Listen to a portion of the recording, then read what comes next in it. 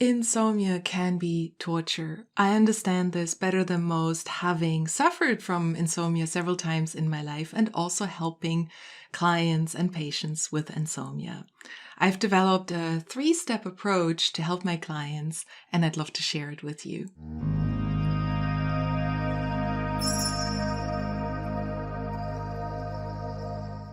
Hi, my name is Katja Cahoon, and I'm a psychotherapist. Before we dive into my 3-step approach, I just want to make something clear. I'm not a physician. I'm not a medical doctor. Please do not take this as medical advice or mental health advice. Please always check with your physical and mental health providers before trying anything.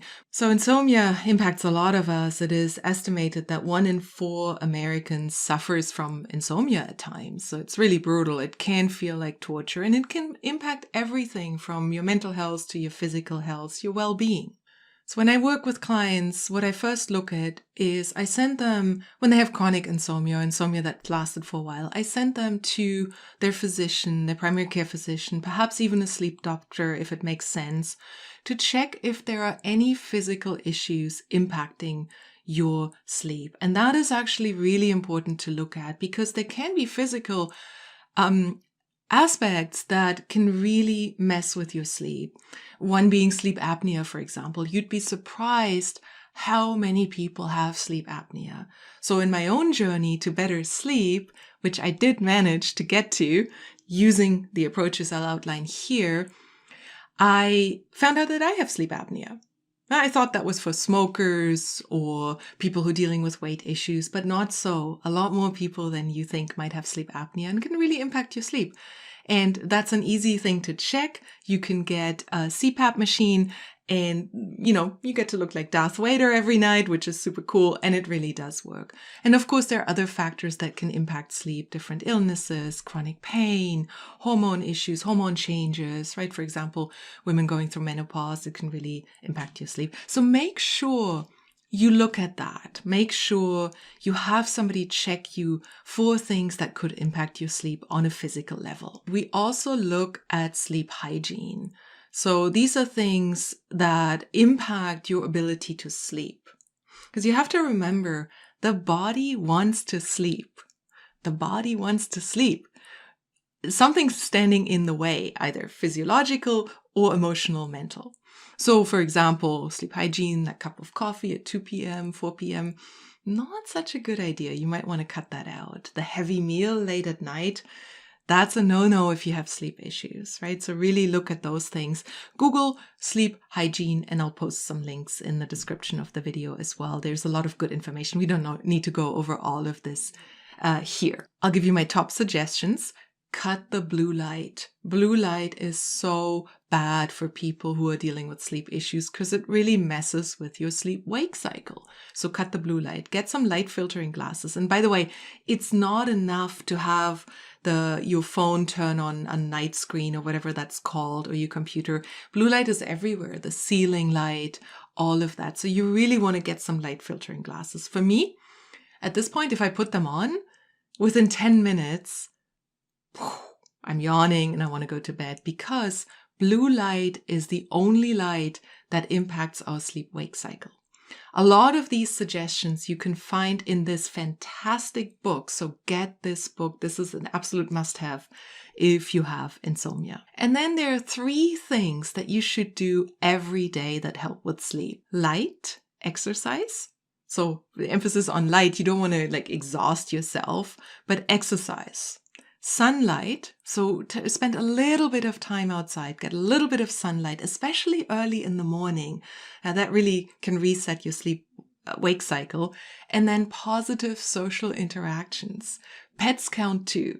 And you want to interact in a positive way with another living being. Let's put it like that. And then lastly, build easy to follow bedtime routines that cue relaxation. So for me personally, it's putting my glasses on and grabbing my book, a real book, not just a Kindle or phone. And I lie down, I read for 10-15 minutes and I'm out. Yeah. So avoid reading the news or social media late at night because all of that can be agitating or activating, right? You see your Aunt Millie post about her latest political rant and you're like, right? Or you're reading the news, which when is the news ever good? Not that often. right? So really want to cut that out. Use some scent like lavender, lovely things that cue relaxation, put on a candle or something. So just a short routine that tells your body, oh, we're winding down. This is time to rest now. And your body will respond to that. We're creatures of habit, so your body will respond. Second, working on your beliefs and behaviors around sleep. So here, the gold standard is cognitive behavioral therapy for insomnia, CBT-I. And that really looks at behaviors as well as your beliefs, because the challenge with insomnia, especially when it's become a bit chronic, is that you develop all these negative beliefs, right? You wake up at 2 a.m. and your mind goes, here we go again. 2 a.m., gonna be up for the rest of the night, gonna be up for a few hours, right? So you're kind of speaking your own verdict and it becomes a self-perpetuating belief, I can't sleep. Whenever I work with clients who have insomnia, their first thing is, I can't sleep. And I look at them and I say, at all? Because you would be dead if you couldn't sleep at all, right? With no sleep, we can really only survive for a very short time. We get quite sick. So you are sleeping. You're not sleeping enough or have the quality of sleep that you would like. But even that cognitive change is really important because there is a difference when I tell myself I can't sleep versus I'm not sleeping well, I'm not sleeping enough. I can't sleep, again, it comes with all sorts of unpleasant emotions, right? I can't sleep. Why can't I sleep? I can't sleep. It's hopeless. Versus, okay, I'm not sleeping well, but I'm working on it. Very important reframe because you are sleeping. Just not enough. So CBT-I also includes psychoeducation around how much sleep we need. We have this kind of 8-hour rule, but that's actually not true. It changes depending on our age. It also is different from person to person. And please, please, please do not click on clickbait like why sleeping 6 hours a night is worse than not sleeping at all. That is just, it feeds the anxiety. It feeds the negative thinking around not sleeping. Please don't click on that because if you're sleeping 6 hours a night, that's okay. That's a good starting point. You can build on that. So work with what you have, work with the positives rather than thinking, oh my God, I should be sleeping 8 hours and becomes this, I should. And what does it do? It feeds anxiety. What happens when we're anxious? We're not sleeping, right? CBT-I also has a very surprising and cool behavioral intervention, and that is deliberate sleep deprivation. You're like, what? You want me to sleep even less? I'm already not sleeping. Well, I'm going back to what I said earlier. The body wants to sleep. We have sleep drive.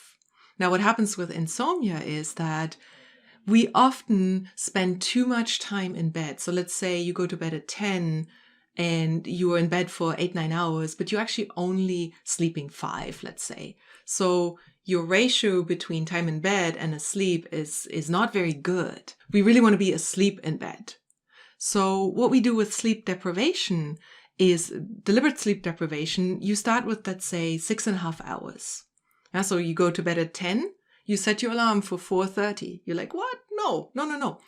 You deliberately shorten the time in bed and you get up no matter what. If you slept 2 hours or 5 hours, you get up and you go about your day as best as you can. Please don't nap, or if you nap, very shortly, because napping for long periods of time during the day, again, it messes with your sleep drive and you really want to get your sleep drive back. So what that does is you might wake up quite early or get up quite early, but after a while, your body will go, oh, no, we need to sleep. And your sleep drive will kick back in. For me personally, I tried so many things, 3 days of this, and I was sleeping because my body was like, heck, we need sleep, better be asleep, right? And I got back to a normal sleep. So, and again, the book I recommended outlines this super, super well. We want to distinguish between fatigue and sleepiness. So if you're not getting enough sleep, you're likely fatigued and a little bit exhausted, right? But that's different than sleepy. If you're truly not getting enough sleep, you have things like falling asleep on the wheel, sitting quietly after a meal. And this deliberate sleep deprivation actually helps you battle that fatigue that comes from spending hours and hours and hours in bed without sleeping, usually kind of ruminating why you're not sleeping. So my top suggestions here: Learn to differentiate between fatigue and sleepiness, and really look into this deliberate sleep deprivation to reset your sleep drive. Most importantly, learn to be at ease about not sleeping. The more relaxed you can be, the easier it is. If you're up, be up. Let's say you wake up, okay, do some reading with your light filtering glasses, something light and boring, nothing too exciting. Listen to a meditation, listen to a guided yoga nidra, do some very, very gentle yoga. So there is good material out on YouTube that you can just Google. Journal, do things like that really help you to be in a calm state. And then when you feel tired enough, go to bed. But don't linger in bed and lie there for hour after hour after hour thinking, why can't I sleep? Right? This is what I did for a while and really didn't work well. And now when I have a bad night, which on occasion happens, I get up, I do a meditation, maybe I read a bit, and usually I fall asleep. And if I don't, I know that the next night I'll be so tired that I'll have a great night's sleep. So just learning to relax about it. The last thing, when none of these things have worked, look at underlying mental health conditions. So if you have PTSD, if you have severe anxiety, if you have depression, those things can all stand in the way of sleep, as can other conditions. And that again would be really helpful to either check with a psychiatrist or a psychotherapist to really look at that. If you're, for example, having panic attacks, well, that's going to keep you up at night if you're experiencing a panic attack. Or if you have night terrors and you wake up with that, startle and the heart racing. So in that case, you really want to work with somebody who is an expert in this. If you've experienced trauma, for example, and you have PTSD or other kinds of trauma, these are things that might keep you up at night. Because at night, when we're slowing down, when we're not distracted by the to-dos of our day-to-day, it can really kind of come up. It can be very helpful to get support. Don't feel like you have to battle this on your own. I got support. I mean, I'm a psychotherapist, right? I know these things, and yet it was tremendously helpful to get support around this. So don't give up. There is a solution. I really do believe that people can learn to sleep again.